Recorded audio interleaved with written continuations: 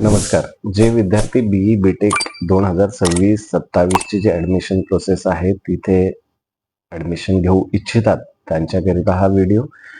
त्यासाठी लागणारी entrance exam आहे महाराष्ट्र स्टेटची MST CET जी एंट्रन्स एक्झाम आहे. ती जी एक्झाम आहे ती यावर्षी 2 सेशनमध्ये होणार आहे. त्यातला जो पहिला सेशन आहे त्याचे फॉर्म्स बऱ्यापैकी स्टुडंटचे भरून झालेले आहेत. पहिल्या सेशनची जी एक्झाम आहे ती एप्रिल 11 ते 19 एप्रिल दरम्यान होईल आणि सेकंड सेशन जे आहे ते मे मध्ये 14 ते 17 मे मध्ये कंडक्ट केलं जाईल.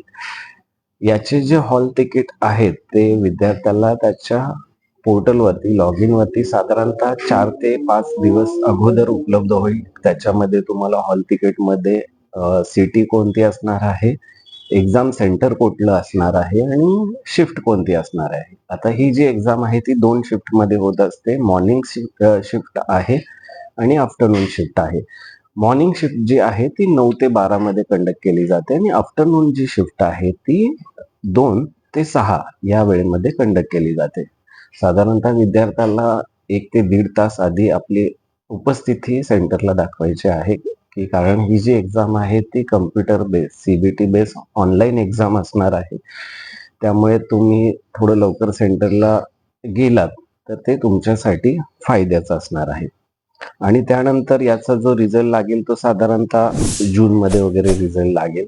आणि याच्या पुढे जर इंजिनिअरिंगची जी CETची एक्झाम आहे त्याचा जो सिलेबस आहे तर सिलेबस मध्ये तुम्हाला 11वी आणि 12वीचा जो सिलेबस आहे त्याचं कॉम्बिनेशन असणार आहे.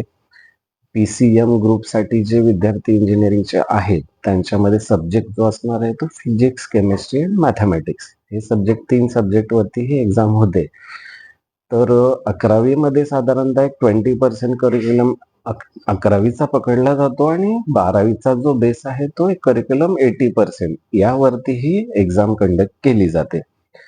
JEE प्रमाणे याच्यामध्ये कोणतंही निगेटिव्ह मार्किंग नाही आहे. एक्झामचा फॉर्मॅट असा असतो की मॅथमॅटिक्स पेपर 1 आणि पेपर 2 असे 2 सेशन असतात. पेपर 1 जो आहे तो मॅथमॅटिक्सचा आहे. पेपर 2 जो आहे तो फिजिक्स आणि केमिस्ट्री यांचा आहे. तर मार्क्सचं जे कॅल्क्युलेशन असतं की तुम्हाला मॅथमॅटिक्सला साधारणतः 50 क्वेश्चन्स असणार आहे. त्यामधले 10 क्वेश्चन्स आहेत ते 11वीच्या बेसवरती आहेत. 40 क्वेश्चन्स आहेत ते 12वीच्या बेसिसवरती. असे टोटल 50 क्वेश्चन्स तुम्हाला दिले जातात. प्रत्येक क्वेश्चनसाठी तुम्हाला आन्सरसाठी 2 मार्क्स कन्सिडर केले जाणार आहेत. याच्यामध्ये निगेटिव्ह मार्किंग नाहीये.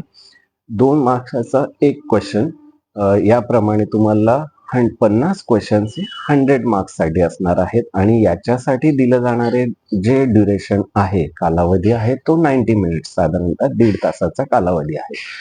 यानंतरचा जो सेकंड जो हे आहे त्याच्यामध्ये पेपर 2 आपण ज्याला म्हणतो की फिजिक्स आणि केमिस्ट्री हा जो आहे याच्यामध्ये देखील तुम्हाला फिजिक्सला 50 आहेत क्वेश्चन्स आणि केमिस्ट्रीला 50 क्वेश्चन आहेत. यामध्ये देखील पॅटर्न असाच आहे की 11वीला तुम्हाला 11वीच्या सिलेबसवरती 10 क्वेश्चन्स असतील आणि 40 क्वेश्चन हे 12वीच्या सिलेबसवरती असे फिजिक्सचे 50 क्वेश्चन, केमिस्ट्रीचे 50 क्वेश्चन असे तुम्हाला 100 क्वेश्चन्स असणार आहेत. पण ते 2 मार्क्ससाठी नाही तर 1 मार्कासाठी हा एक क्वेश्चन असणार आहे. असे 100 क्वेश्चन्स तुम्हाला सॉल्व्ह करायचे आहेत आणि याच्यासाठी जो कालावधी दिलेला आहे तो 90 मिनिट्सचा आहे. म्हणजे तुम्हाला 1.5 तासामध्ये हे 100 क्वेश्चन फिजिक्स आणि केमिस्ट्री असे सॉल्व्ह करायचे आहेत.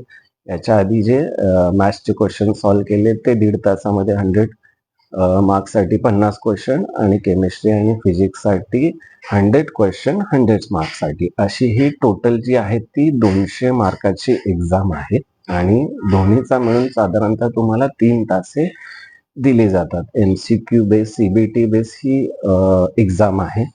तुम्हाला क्वेश्चन आणि ऑप्शन्स दिले जातात. त्यातून ऑप्शन मधून तुम्हाला योग्य ऑप्शन निवडायचा आहे. JEE प्रमाणे मी सांगितलं तसं कोणतंही निगेटिव्ह मार्किंग नाहीये. जेवढे तुम्ही क्वेश्चन अटेंड कराल, जेवढे तुमचे बरोबर येतील तेवढे तुम्हाला आउट ऑफ 200 मार्क्स मिळतील. यानंतर रिझल्ट लागत असताना याचं जे तुम्ही जेवढं आउट ऑफ 200 जेवढं स्कोरिंग केलेलं आहे त्याचं कन्व्हर्जन जे आहे ते पर्सेंटाईल मध्ये केलं जातं आणि काउन्सिलिंगची जी प्रोसेस आहे महाराष्ट्र स्टेटची, त्यामध्ये पर्सेंटाईल कन्सिडर केलं जातं. पर्सेंटाईलचं कन्व्हर्जन कसं होतं हे मी येणाऱ्या पुढच्या व्हिडिओमध्ये सांगेन. रिझल्ट लागल्यानंतर सांगेन तुम्हाला की पर्सेंटाईल कसे केलेले आहेत. ते शिफ्ट वाईज, बॅचेस वाईज त्याचं कॅल्क्युलेशन हे वेगळं असतं. आता झालं रिझल्ट लागल्यानंतर सीईटी सेलच्या सेंट्रलाइज प्रोसेस मधून तुमची ऍडमिशन प्रोसेस चालू होईल. महाराष्ट्र स्टेटमधले जे गव्हर्नमेंट कॉलेजेस आहेत, प्रायव्हेट कॉलेजेस आहेत, त्यासाठी ही सीईटीची एंट्रन्स एक्झाम घेतली जाते. काही डीम युनिव्हर्सिटी आहेत, त्या देखील सीईटीचा जो स्कोर आहे तो कन्सिडर करतात. आता स्टेटमध्ये जो कोटा आहे त्यामध्ये 85% कोटा हा सीईटी साठी दिलेला आहे, 15% कोटा आहे तो जेई साठी दिलेला आहे.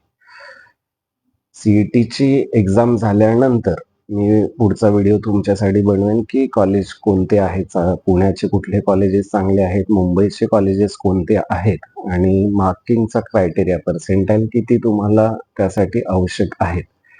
आता येणारे जे सीईटी सेशन आहे, सीईटीचं जी पहिली एक्झाम आहे त्यासाठी विद्यार्थ्यांना शुभेच्छा.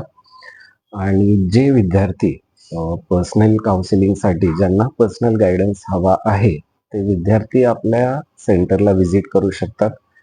आपले जे ऑफिसेस आहेत त्याचे ॲड्रेसेस, कॉन्टॅक्ट डिटेल्स या व्हिडिओच्या कॅप्शनमध्ये तुम्हाला मी उपलब्ध करून दिलेले आहेत.